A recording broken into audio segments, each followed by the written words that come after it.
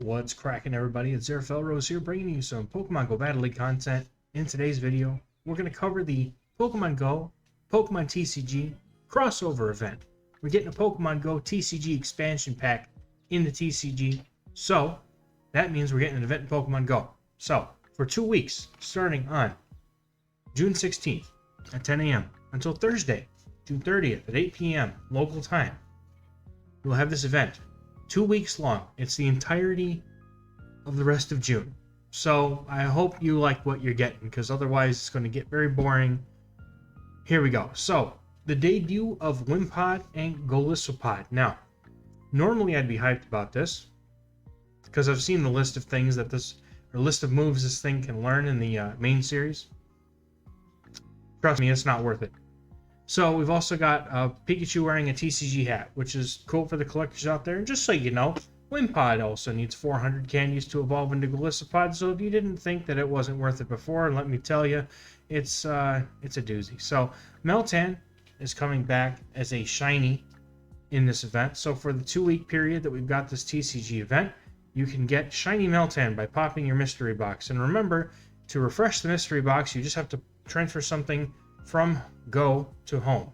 So I'll leave up the research portion of that and how to do that to you, but that's how you reactivate your mystery box. I think you can use it like every 3 days or something. So if you don't have Meltan yet for any of the 3 leagues, it's good in all 3 leagues, so it's a good time to get one of those.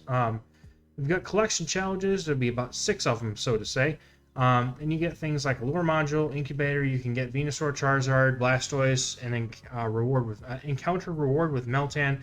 And we'll also be given another 3 on the second half of the event. So we get the first 3 on the 16th, and then we get the second 3 on the 23rd.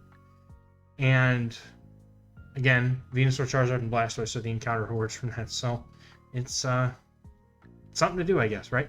So wild encounters. We've got Bulbasaur, Ivysaur, Charmander, Charmeleon, Squirtle, Wartortle, Alolan Rattata, Pikachu wearing a TCG hat, Slowpoke, Magikarp, Eevee, Spinarak, Natu, Apom, Numel, Bidoof, Pidove, and Wimpod. And if you're lucky, you might encounter Onix, Chansey, Snorlax, Dragonite, or Slaking. So, not a terrible spawn pool, but certainly not something that's like, oh my god, I gotta go out and grind this right now. Nothing like that. We've also got Solrock and Lunatone. So they'll both be in here in the event, and then they will also be flipping the hemisphere that they're in after this event ends. So, if you were getting Lunatones before, you get Solrock now. I haven't seen either one in a long time, so it is what it is, right? Field research tasks, you get the Ivysaur, Charmeleon, Wartortle, as well as the Venusaur, Charizard, and Blastoise, so you can get the 2 higher evolutions of the starters, and then you've also got the Pikachu, as you expect, and Wimpod is in the pool as well. And then you can also encounter Snorlax, Dragonite, or Slaking in the research tasks as well. Leak Duck and all the other content creators usually have some form of graphic, so keep an eye out on those if you're looking for the specific ones. The raid pool is underwhelming at best. We've got Chansey, Larvitar, Timber, and Wimpod rounding out the 1-star pool. Alolan, Exeggutor, Snorlax, Dragonite, Slaking, all in the 3-star raids, but the gem of this whole thing, this whole raid pool is Mewtwo. And it can be shiny, which is nice. This is very nice. But it also gets legacy moves, and we'll talk about that in a second. If you're looking for Mega Energy for Venusaur, Charizard, X, or Y, I guess, because Charizard's the same Mega Energy either way, and Blastoise, you can get them in this event by doing Mega Raids. Now, here's the deal. So, Mewtwo, right? In the first half of the event, from the 16th to the 23rd, Mewtwo's going to know the legacy move, Shadow Ball. So, Shadow Ball is the first half. In the second half, from the 23rd all the way until July 1st, so it's a little bit after the event ends, Mewtwo's going to know Psy Strike.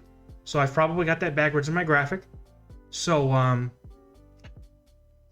just so you know, I'll probably fix it while I'm talking. So, wild spawns. So, cool stuff, right? Rank 1s for all the things above here. So Wimpod, if you find it, that's going to be your rank 1 spread. Meltan, while you're grinding out for the shiny, if you catch any of these, you got the rank 1 for your respective leagues. And then if you have not yet gotten Charizard or Venusaur for Great or Ultra League, this is an excellent opportunity to get it. However, you will need to Elite Team on the Community Day moves of your choice. You know, Charizard having Dragon Breath as a potential move, and then Blast Burn on any Charizard, plus Frenzy Plant on the Venusaur, as well as noting that these are also Mega Evolution Pokemon. If you don't have one of those, you can get the Hundo for the Mega. And then Eevee is going to be in the wild. You can, those spreads listed for Umbreon, but I mean, Sylveon's not terrible. I just didn't list the Sylveon because Umbreon's far more useful. And Spinarak, if you don't have a Great League Gyarados, they're actually good in limited cups. It would be really, really prudent of you to get one. Field research time.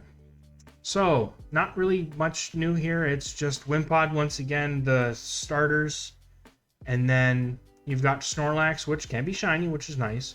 And then you've got Dragonite. And these are all the best possible spreads from Raid and Research IVs. So, I would still go for wild ones of all of these. But if you want to get a little bit of a discount on your Stardust expense, or if you just don't want to go catch them in the wild for whatever reason, rank ones are here. Now, Raid Pool. So I definitely got the moves backwards. So while we're talking, we're going to fix that right quick.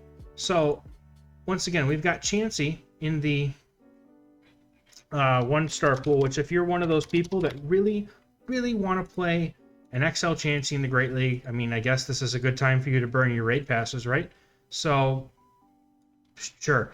Timber, however, is in the raid pool as well. And if you don't have a Conkeldurr for Master League, this is a good time to get one as well.